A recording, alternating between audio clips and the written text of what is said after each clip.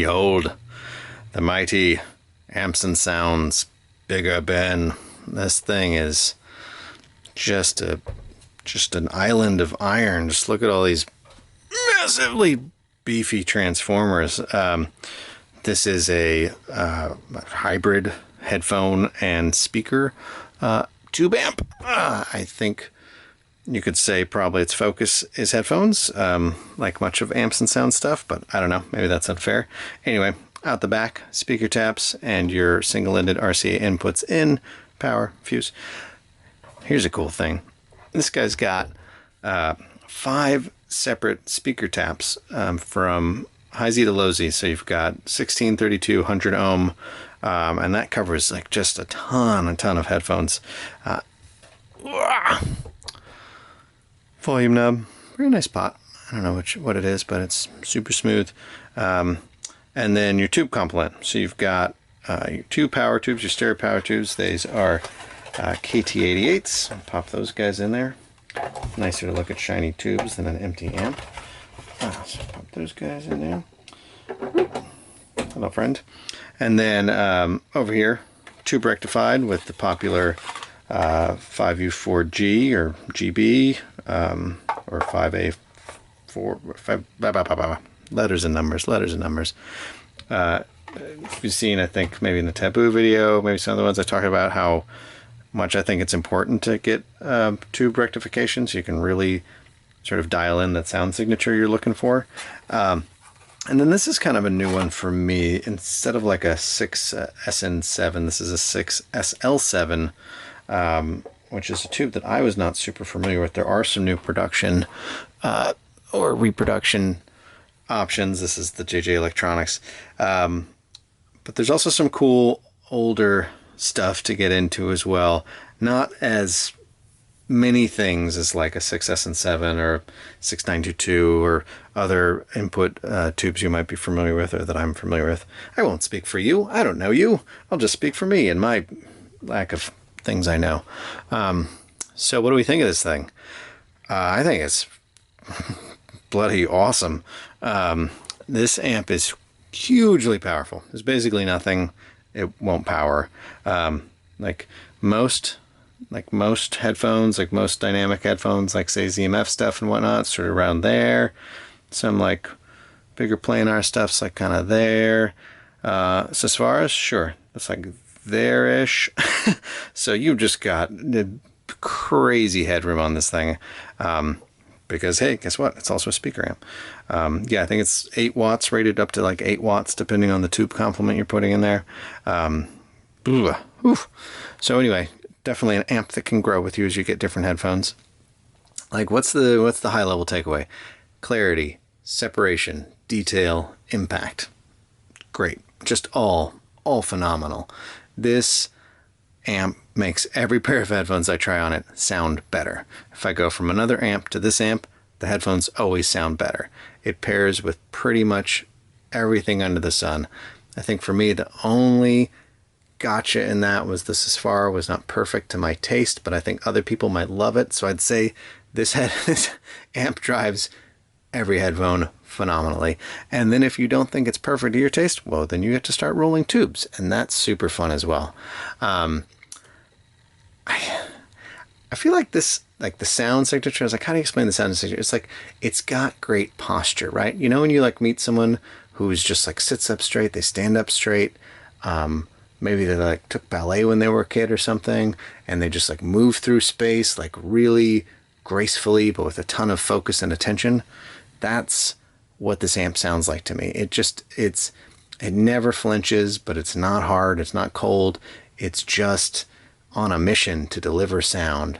And I think, you know, it's like very reasonable to consider this sort of like a reference amp. Like, I love tube and tube-based audio, and I think there are some fair criticisms that sometimes it gets a little warm, a little bloomy, a little crowded. You can't levy any of those criticisms against this amp. It just makes great sound. Very black background. I think the only thing was like maybe the Utopias could pick up the tiniest bit of like noise floor, but like no other headphone that I plugged into this thing gave you any hint of anything except black backgrounds. Compared to other like sort of top of the line headphone, tube driven headphone amps I've tried, like where does this stack up?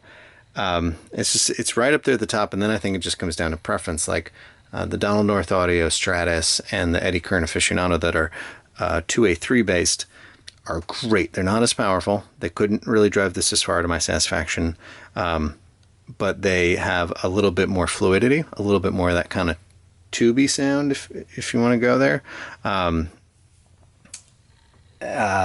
So that's going to be a good match for some headphones and some people's taste, and not for others. Yeah, I did try pairing this with a pair of speakers. They're Klipsch Heresy 3s. It was okay for me. It wasn't great, but I think I've tried another tube amp of about this power rating with them as well. And even though they're really high efficiency, I don't think that one sounded great either. So I'm not going to really count that as a mark against this. Just thought I'd mention it since I did try it. Tubes. Where did I end up? So I ended up, let me grab this guy. I liked these 6L6 GCs, this Tungsol reissue, currently made in Russia. I like these guys. They don't have the impressive stature of the KT88s, but for me, they sort of get to that little bit more warmth and fluidity that I kind of like in a tube sound. So they were the winner for the power tubes. And I tried a handful because honestly, there's a lot of stuff. Like you can run EL34s, KT66, KT60 or 77s, 88s, 6550s, KT9. You just have so many tube rolling options, which is another reason this amp can really like grow with you over time. And sort of mature to match whatever you're listening to. But yeah, you got sort of different things. I think the KT88s are definitely like the tightest and most controlled and cleanest and sharpest, the kind of most solid statey, you might say. The EL34s I thought were very nice, a little smoother, a little fuller, in the low mids and slightly less separation. But the 6L6 GCs, they're just richer, slightly more euphoric, just really an enjoyable tube with this amp. From a input standpoint, I did try some of the new production stuff. None of it really stuck for me. This is a place where like vintage G tubes seem to kind of connect more. This is my personal favorite, the Tungsol 6188. I also tried another popular tube in this class, which is the RCA 5691 with the red bass, and that was very good as well, but this to me was better. It had more of what I wanted, so probably a little more fullness, but still some nice sparkle and detail. And then I also tried old Tungsol 6SU7 GTY, which is very good as well, but this was my pick of the litter of the 6S and 7s that I tried. And then the tube rectifier wise, it's like there's a ton of new stock that's in that 5U4G, 5U4GB category. I, like many foolish people in this hobby, have fallen in love with the Western Electric 422A. This is just gotta be, the best rectifier I've heard. They've gotten really spendy, which is super unfortunate. It's sort of one of the pains of this hobby when like enough attention gets on a tube and then they get scarce and the market blows up. So there are other great new production options which are much more affordable.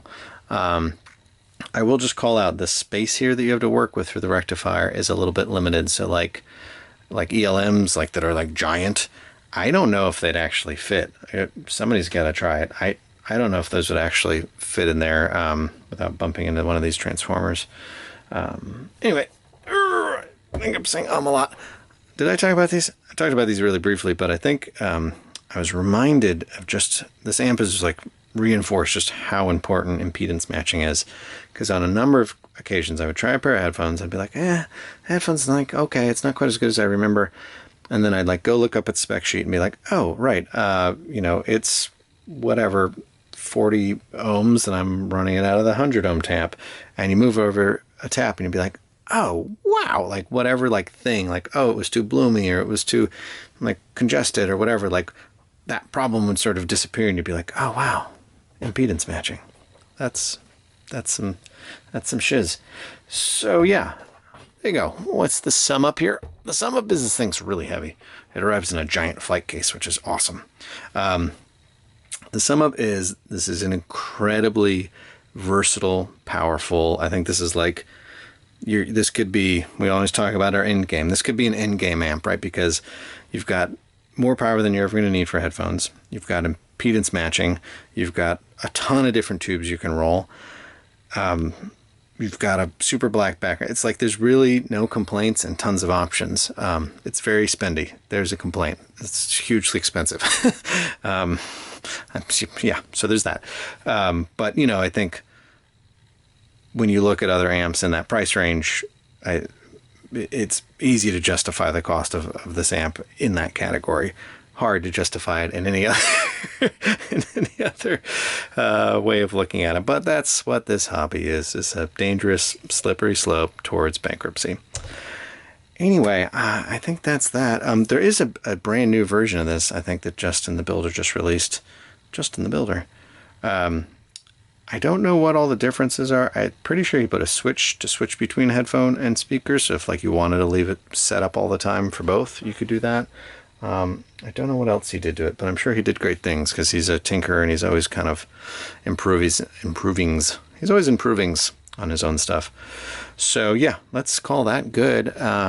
It's a wrap. Maybe somebody can come by and help me move this thing. Anyway, this is Signcraft signing out.